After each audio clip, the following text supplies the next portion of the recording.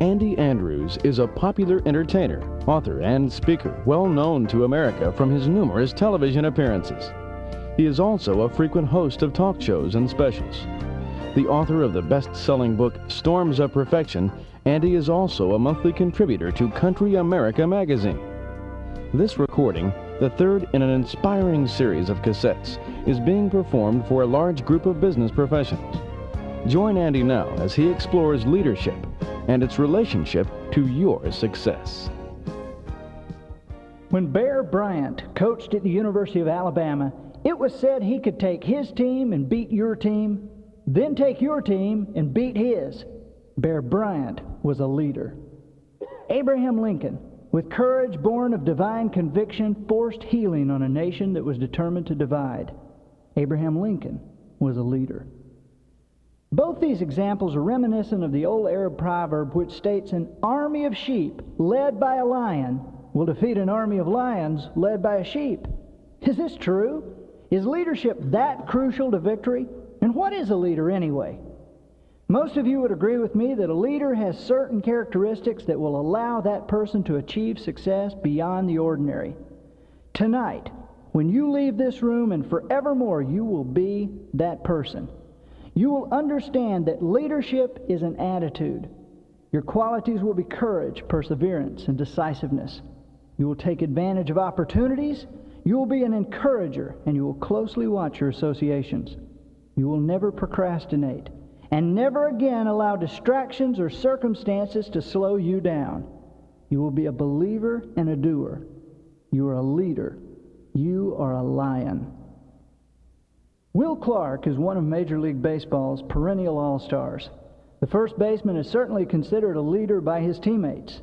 Several years ago, as a rookie, in his first game, in his first at-bat, he was about to face Nolan Ryan. Nolan Ryan, one of the premier fastball pitchers of all time. As he walked toward the plate, one of his teammates said to him, "Man, you're facing Nolan Ryan." And Will looked at him and said, "No, he's facing Will Clark." In his first at-bat, in his first Major League Baseball game, Will Clark took Nolan Ryan over the left field wall. Home run. Recently, Will was asked, "What is it that's different about you? Why is it that other players with maybe as much talent haven't accomplished as much in their careers as you have?" To Will, that was an easy question to answer. He said it was attitude. It was an attitude of taking charge, an attitude of leadership.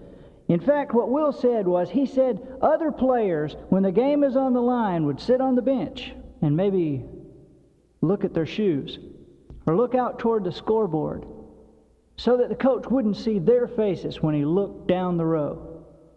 But I've always wanted to be a leader, he said. And to me, a leader takes charge. A leader puts himself in the game. And so to me, if it's the 7th game of the World Series, and it's the bottom of the ninth, and the bases are loaded, there's 2 outs, and we're behind, I'll get up off the bench, and I'll go down and get in the manager's face, and I'll say, "Give me the bat. Put me in the game. I'm ready to swing. Give me the bat. Give me the bat."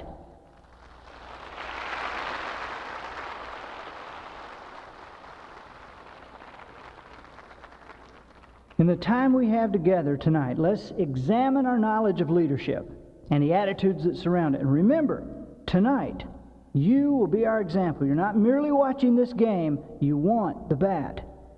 Before we go any further about what a leader does, we need to be sure to eliminate the things a leader does not do.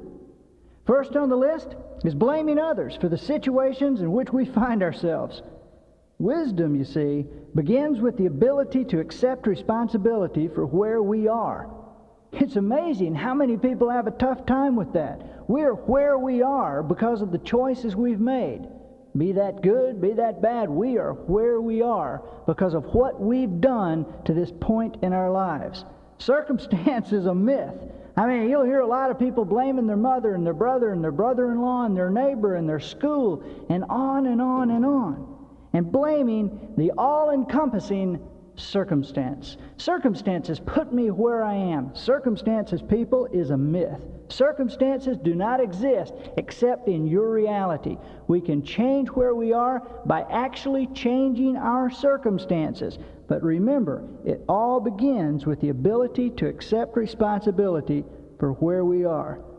Now, I'm not saying to deny the reality of your situation, because a lot of times we are in situations that are tough, situations that are strongly imposing themselves on our lives and the families that we represent. I'm not saying to deny the reality.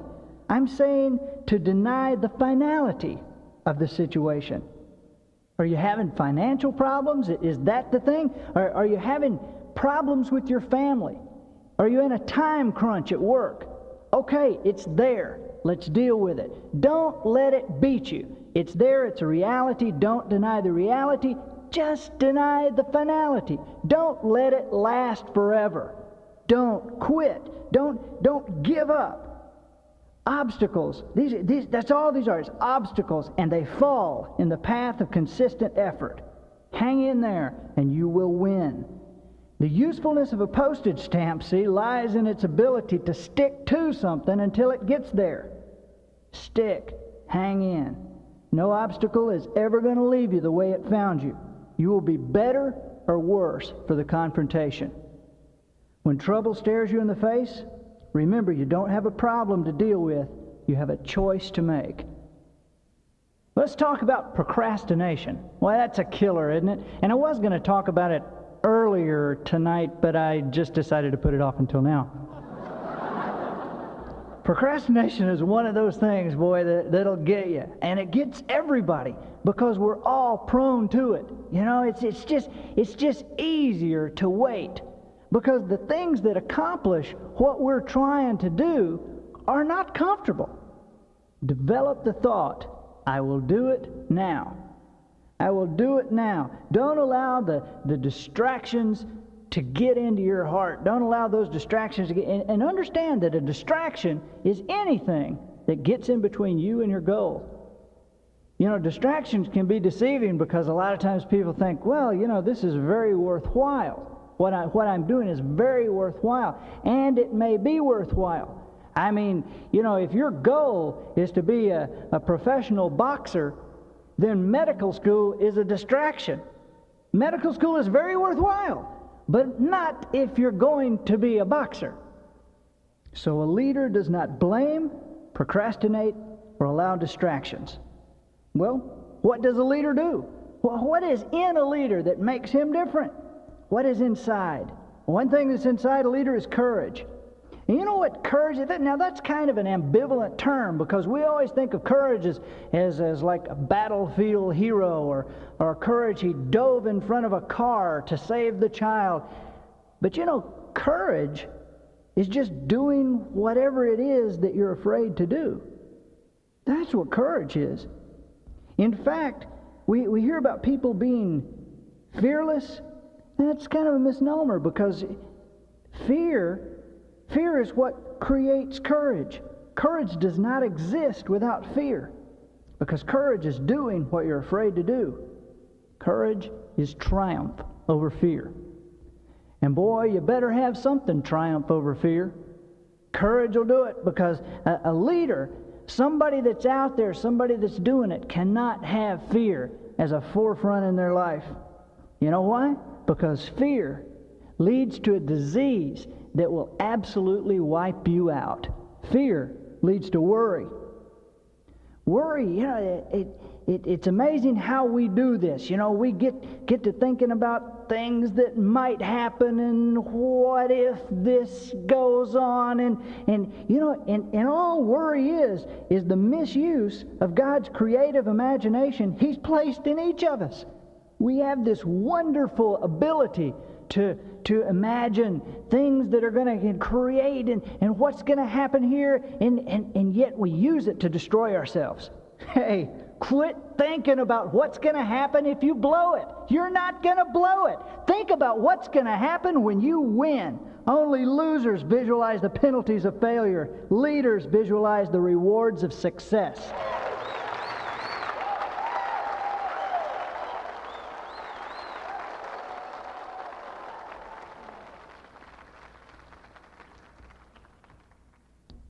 Now, it has been said that experience is the greatest teacher.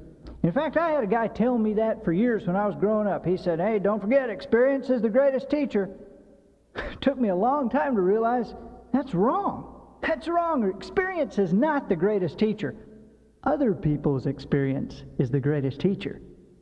General Norman Schwarzkopf said that he had a theory about walking across a minefield that worked really well for a lot of people. Walk toward the explosions, because that's where the guys have already found the mines. Be decisive. You know, decisive people frequently rise to the top just because no one else will make a decision.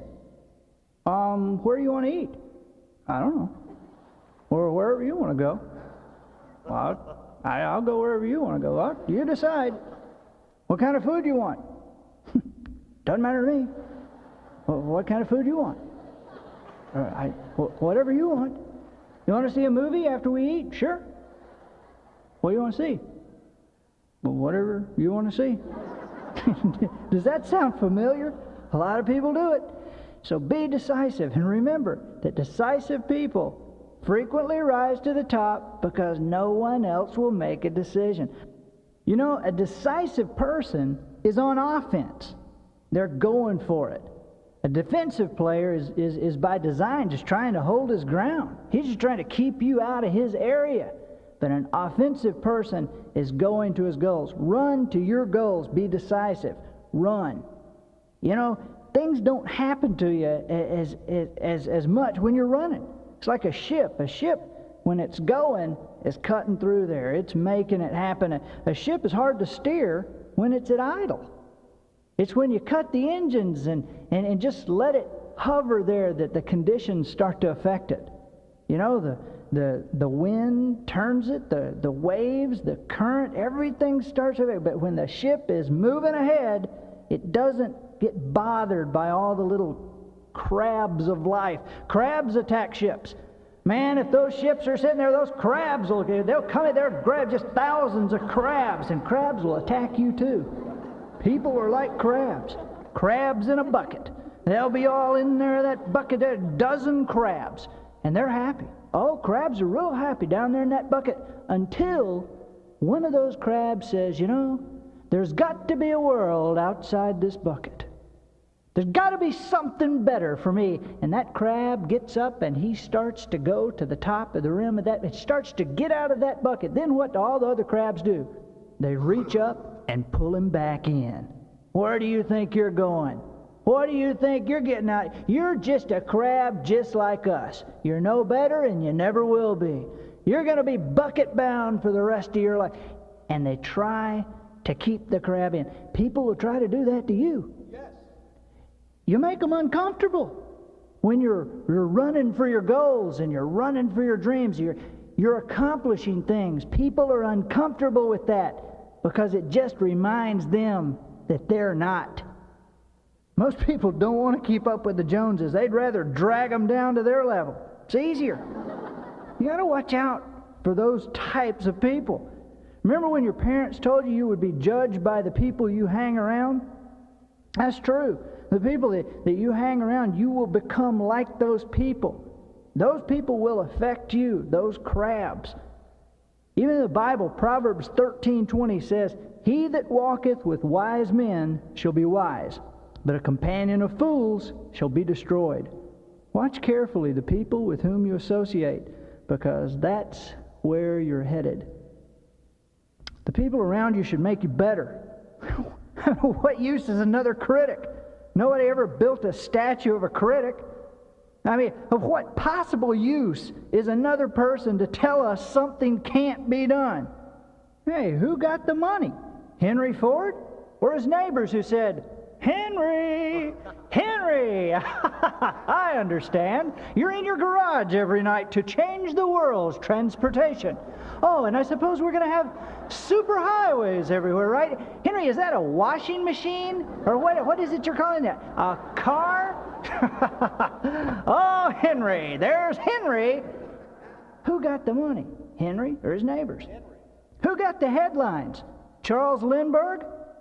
Or his brother-in-law who said, hey, Chuck, Chuck, listen, it's me. I'm family. And I'm only telling you this for your own good. And I know you didn't ask me, but I just don't want you to get hurt. Chuck, nobody is ever going to fly across the ocean. Okay? Nobody's ever done it. Nobody ever will do it. Chuck, it's impossible. Who got the headlines? Charles Lindbergh or his brother-in-law?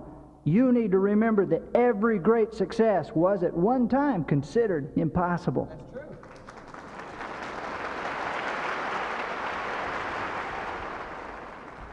It's true, isn't it? Telephones were considered impossible. Air conditioning, television, radio, the railway system, all these things were considered by many people to be impossible. Frozen food, the polio vaccine, the Popeil pocket fisherman was considered to be impossible, but he did it. Satellite communication, fiber optics, heart transplants, all these things, everyday parts of our lives, all considered to be impossible. Fax machines, that may be impossible. I've got one, I don't know how it works, but it's there, a fax machine.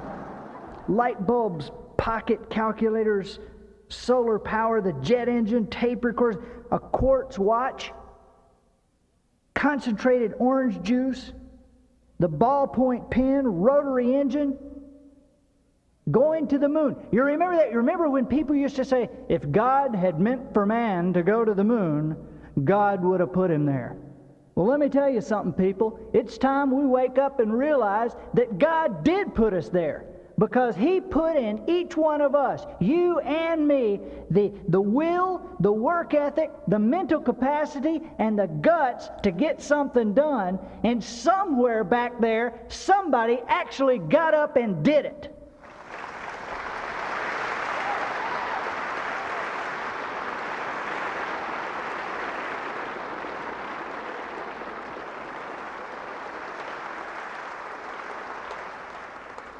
And do you understand what will happen when you actually get up and do something? When you get up and do the impossible, do you understand what will happen? When you do the impossible, you devastate the competition. That's what happened when we beat the Russians to the moon. Do you remember that? There was a big race. The Americans would launch a rocket. The Russians would launch a rocket. We would orbit the Earth. They would orbit the Earth. There was a big race. Everybody trying to get to the moon. When the Americans made it to the moon, what did the Russians say? Well, we weren't really trying to get there anyway. We devastated the competition.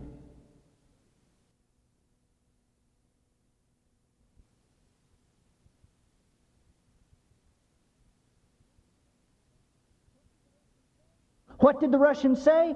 Well, we weren't really trying to get there anyway.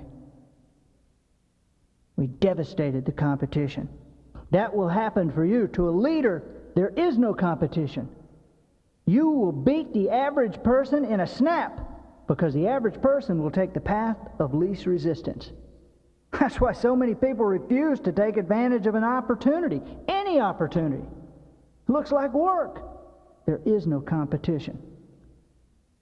There are a certain number of people in this world, and I'm including you specifically here in this arena tonight, who are able to take what looks to the world like a monumental task and divide it into smaller versions of itself. Take those things that your neighbors say are impossible, that your families try to protect you from because it's too hard. And you're able to take those things and divide them into smaller bites. And it makes them more fun. It makes it easier to do.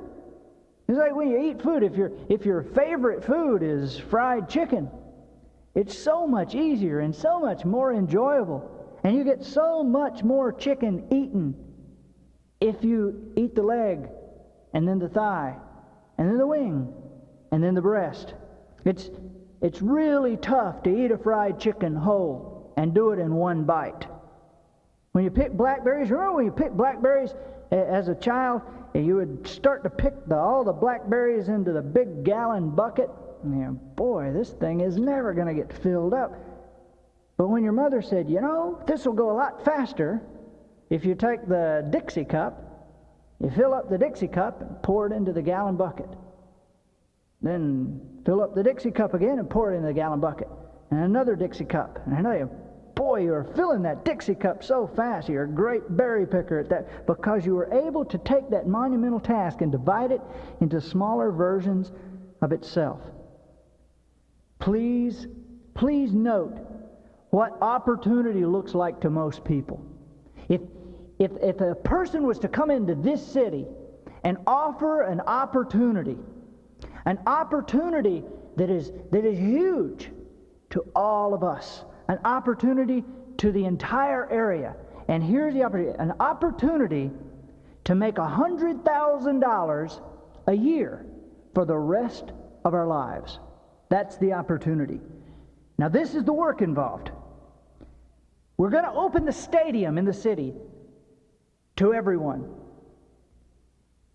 We have a pitching machine on the pitcher's mound, and 24 hours a day, anyone is able to go in and stand at home plate, swinging at pitches. The pitching machine will be throwing 24 hours. You can do it any time. And the deal is that if you can hit 6 balls over the fence, you get $100,000 a year for the rest of your life. 6 over the fence. Now, there are a lot of people that will look at this opportunity in different ways. You do know that there are some people who would hear this incredible chance and say, I don't really like baseball. There are some people that would look at this and say, you got to be kidding. This is incredible. 6 of them? I hit 6 of them over the fence, and you give me $100,000 a year for the rest of my life. Let's go. Let's do it. I'm ready. Let's do it. Let's go. Let's go. I'm in. Count me with you. I'll be with. Let's do it. Well, I can't do it today because I'm having a problem getting my babysitter, and I've had this bad headache ever since I got up this morning. There are people like that. There are also people who would go with you to the stadium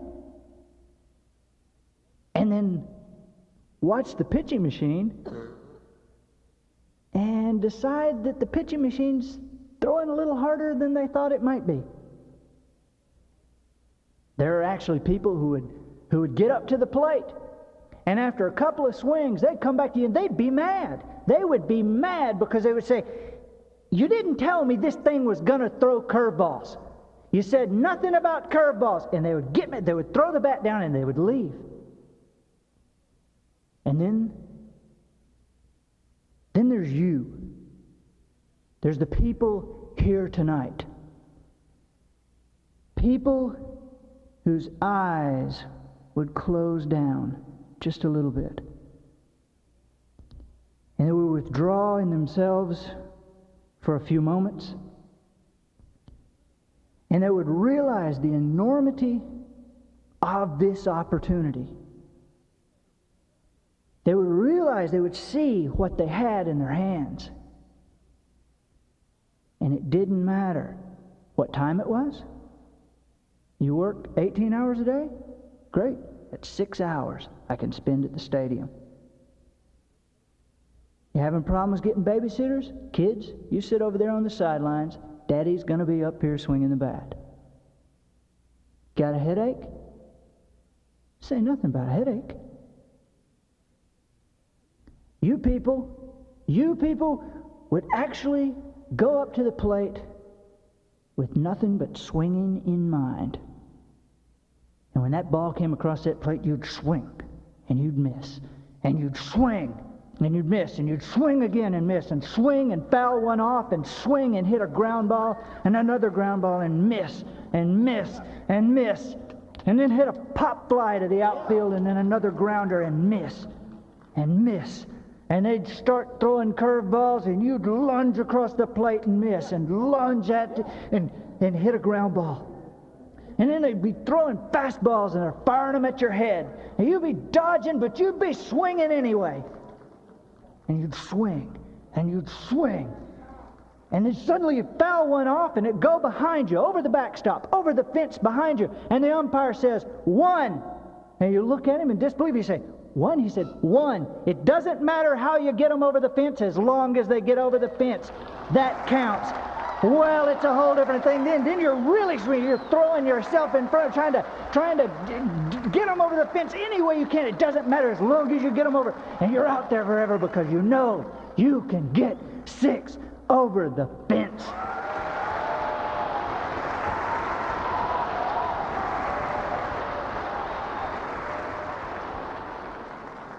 You accomplish the impossible by working and doing what other people are not willing to do. Other people will not stay at the stadium all night like you will. You accomplish the impossible not by giving it all you've got because you haven't got enough. You accomplish the impossible by doing whatever it takes. Treat your business like you're in the 7th game of the World Series. It's the bottom of the 9th. Bases are loaded. 2 men are out, and you're a little bit behind. Now, who wants to bat?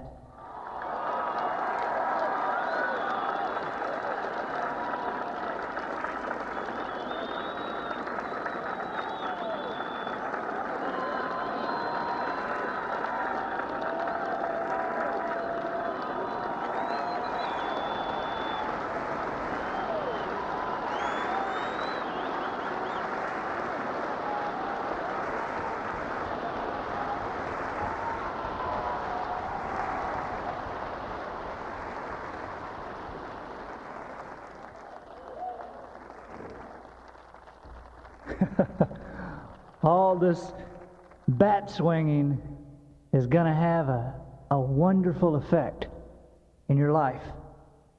It's going to have an effect known as momentum.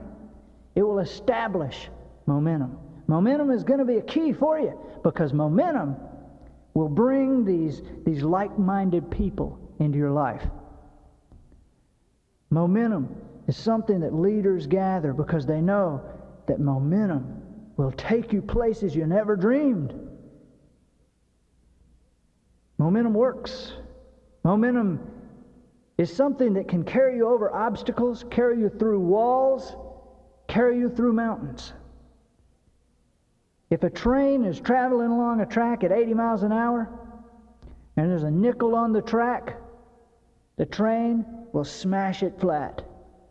But if you take a nickel and you put it under the wheel of the locomotive, when it's standing still, it won't even be able to start. Momentum. All these people, all these like-minded people that momentum will bring into your life now. Now, not all these people are going to be ready to move at your pace, so be prepared to encourage them. Leaders are encouragers. A leader will accept a person for where they are, but see them for what they can be. Momentum brings the financial rewards. Financial rewards grow as momentum grows. But please understand that the money is only a byproduct of uplifting people. Leaders are encouragers. Also be careful to uplift yourself. You're worthy of your own encouraging words. What you say is what you get. Have you heard that? Well, what you say is what you do, and what you say is what you are. Be aware that whether it's negative or positive, the things you're saying to yourself is food for you. And make sure that it's good. Make sure that the things you're telling yourself are good. It's tough enough on the outside without having to fight an enemy that has a fort in your head. Finally, Finally, I want to share with you what is perhaps the most important point that I could make about leadership. It is something that all leaders must do. And that is to pattern themselves after people who have already accomplished incredible things. We must pattern ourselves after our own leaders, all of them believers and doers. A leader is a believer and a doer. And leaders subscribe to the theory of the kite, which is, if you can believe the invisible and do the uncomfortable, you can achieve the impossible. Remember when you were a little kid and you were at home playing with your buddies, and your father came home and he said, I've got something for you. I've got something new, and it's exciting. It's a kite, and it'll fly. And you looked at your dad, and you didn't want to doubt your dad, but it was paper and sticks. And your buddies were standing there, and they said, that won't fly. There's no way that'll fly. But your dad says, I know it'll fly. I've seen people do it. It can be done. And you can do it too. And there you're in a position of believing the invisible. But your dad said it, so you believe it. You can fly it. And your dad said, if you do what I say do, it'll happen. So here, you take this string. Your dad said, take this string, and you took it in your hand, and your dad said, run. And for a moment you questioned, you said, run. Your dad said, just run. Run, and it'll fly. And you ran. You ran because your dad said to. You ran, and you pulled it behind you, and the kite was bouncing on the ground, just paper and sticks to you. But your dad told you it could fly. And you ran, and you were pulling it behind you, and it got up about 5 feet and hit the ground, and it was dragging in the dirt, and your dad said, run, run. Your friends were laughing. They were rolling. They thought this was the funniest thing they'd ever seen, but your dad said, run. And there you are, doing the uncomfortable. Your dad said run, so you're running. And you want to quit because it's just dragging behind you. And it comes up about 5, hits the ground. And then 10 feet and 5 feet, hits the ground again. Your dad says run, run, run. And then it gets up about 20 feet and down to 10 and up to 15 and then hits the ground. And you're so discouraged. But your dad says run. If you stop now, you'll have to start all over again. Run, run. And so you run, and it gets up 15 feet, 25 feet, 40 feet, 50 feet, and you're running. Your dad says, keep going, keep running. Your friends aren't laughing as hard now. And it gets up 70 feet, 80 feet, 100 feet, 150 feet, 200 feet, 250 feet, and you stop, and you look, and you feed it string, and you say, man, this thing's going up, and I'm not even doing anything anymore. If you believe the invisible and do the uncomfortable, you will achieve the impossible.